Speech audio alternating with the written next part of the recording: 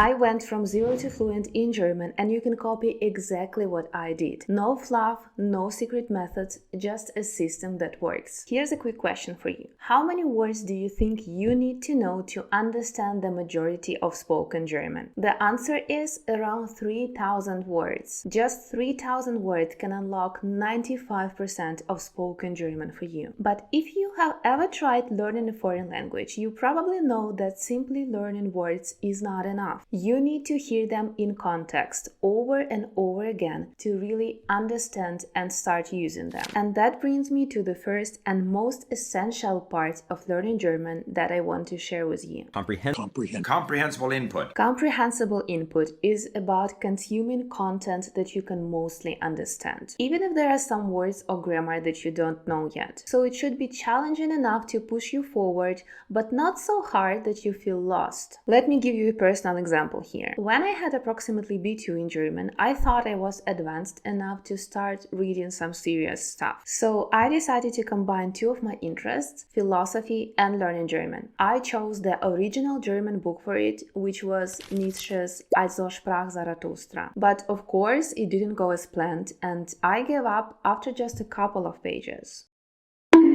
I mean, what else would you expect from trying to read sentences that consist of 60 words like this one?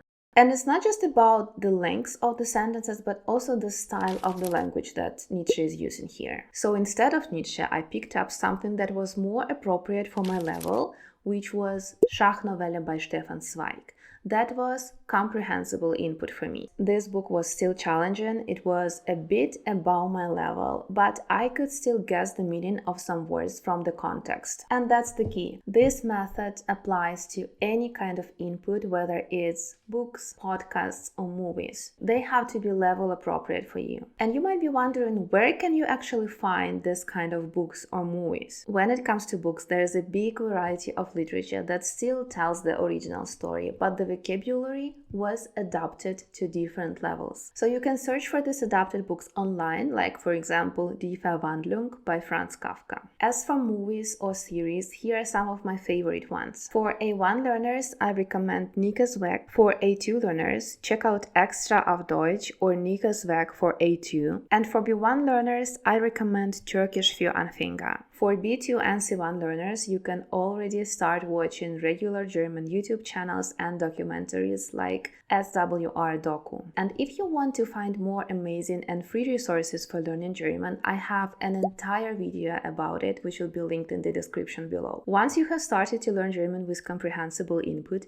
the next step is to start using it even more actively with this powerful method, retelling stories. This one is probably the most useful thing I did when I was learning foreign languages. Now, this method does take some discipline, and it's nice to have someone to practice it with, like a teacher or a friend. The retelling method perfectly combines with comprehensible input that we talked about earlier, and this is how it works. You watch a series or read a couple of pages from a book that is level appropriate for you. But instead of just consuming the information and forgetting it, you'll have to be intentional with it here, because your task is to retell what you have seen or read in your own words. The story doesn't have to be long and could be really short, maybe just a minute or two. But you might need to write down some key points that you want to talk about. Note the chronology of events, or put down the vocabulary that you want to use when you are retelling the story. This is a cool way to push words from your passive vocabulary into your active one. It forces you to actually use the language instead of just passively consuming it. Another very important part of what I was doing when I was learning German is grammar drills. Grammar might feel boring at times, but it's the foundation of every language. So having a resource for grammar drills, whether it's a hard copy book or an online tool, will benefit you a lot. A good example is Schubert Verlag's grammar exercises online. This will help you speak German automatically without having to stop for an entire minute to think whether you should say